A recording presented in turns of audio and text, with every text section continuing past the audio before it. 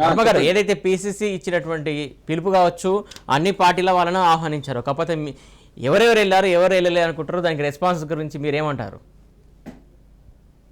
ఇప్పుడు ఎట్లా ఉందంటే ఈరోజు తెలంగాణ రాజకీయ పరిస్థితి, ఎవరు ఎన్ని మాటలు మాట్లాడితే ఎవరు ఎన్ని చేసినా ఏమి జరిగినా కూడా తెలంగాణ రాష్ట్రంలో భారతీయ జనతా పార్టీ ఒక స్టాండ్ ఉంది.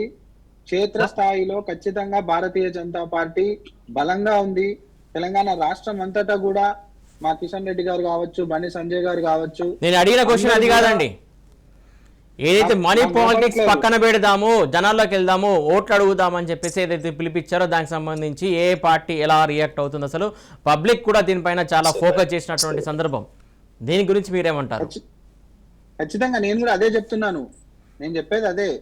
ఇప్పుడు పార్టీలు ఏ విధంగా అయితే వాళ్ళకి పిసిసి చెప్పారో మేము కూడా అదే చెప్తున్నాం. మేము ఏవైతే స్కీములు ఇచ్చామో, ఎంతమంది బెనిఫిషరీస్ ఉన్నారు, ఎక్కడెక్కడ ఏ రకంగా మా స్కీమ్స్ అన్ని కూడా ప్రజలు ఏ రకంగా ఈ రోజు వినియోగిస్తున్నారు అనేది, ఎంత లిస్ట్ ఆఫ్ బెనిఫిషరీస్ మా దగ్గర ఉన్నారని వాళ్ళకు కూడా తెలుస్తుంది. అన్ని పార్టీలను ఏకమై రమ్మనండి. ప్రమాణం చేద్దామని అన్నారు. ఎందుకు ప్రమాణానికి ఎందుకు ఒక కాంగ్రెస్ పార్టీ ప్రమాణానికి అటెండ్ అయింది, మిగతా పార్టీలు ఎందుకు అటెండ్ కాలేకపోయింది? హలో వర్మ గారు, హలో ప్రమాణం చేద్దామని చెప్పేసి పిసిసి చీఫ్ పిలిచారు, బట్ మిగతా పార్టీలు ఎందుకు అటెండ్ కాలేదు? ఒక కాంగ్రెస్ పార్టీ అటెండ్ అయినటువంటి సందర్భం.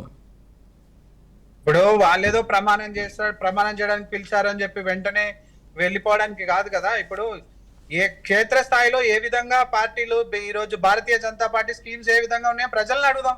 మేము చెప్పిన టైంకి వాళ్ళని రమ్మనండి. మొన్న మా కిషన్ రెడ్డి గారు చర్చకు సిద్ధమా అని కేసీఆర్ గారిని అడిగారు, కేటీఆర్ గారిని అడిగారు, అందరిని అడిగారు. దాని మాత్రాన వాళ్ళు వచ్చిర్రా, చేసిర్రా? ఇప్పుడు వాళ్ళు చెప్పిన వెంటనే రావడానికి కాదు, ఇప్పుడు ప్రజల్లోకి వెళ్దాం.